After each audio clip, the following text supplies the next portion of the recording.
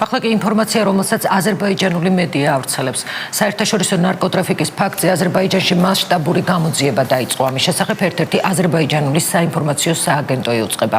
საქმეს როგორ და ვიცი დახმარებით მოხვდა 3 ტონამდე ჰეროინი საქართველოში აზერბაიჯანის რესპუბლიკიდან აზერბაიჯანის სახელმწიფო იძიებს. დეტალები კი ამ დრომდე გასაიდუმლოებულია. აზერბაიჯანული მედიის ცნობით ნარკოტრაფიკის ბრალდებით 10 ადამიანი უკვე დაკავებულია. გზებზე დამონტაჟებული სათვალთვალო კამერების ჩანაწერებით კი დადგინდა სატვირთო ავტომობილის გადაადგილების სქემა. გაშიფრულია სატელეფონო საუბრებიც.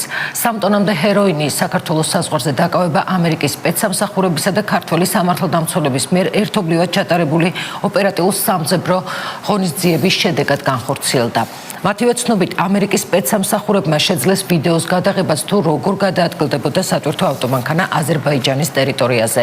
აზერბაიჯანული მედიის ცნობით აზერბაიჯანის სამართალდამცავი ორგანოების წარმომადგენლები და საბაჟო კომიტეტის წევრები აღნიშნული ფაქტის გამოსაძიებლად მივლინებულნი არიან საქართველოში. გამოძიება საიდუმლო ვითარებაში მიმდინარეობს, ამიტომ დაკავებულთა შესახებ არანაირი ინფორმაცია არ ვრცელდება. შეგახსენებთ, რომ შინაგან საქმეთა სამინისტროს და ფინანსთა სამინისტროს შემოსავლების სამსახურის თანამშრომლებმა 11 ივლისს საერთაშორისო ნარკოტრაფიკის ფაქტი გამოავლინეს და დაახლოებით 2 ტონა და 790 კილოგრამი თხევადი ჰეროინი აღმოაჩინეს. საქართველოს შინაგან საქმეთა სამინისტროში აზერბაიჯანულ მედიაში გავრცელებულ ინფორმაციაზე დღეს კომენტარი არ გააკეთეს.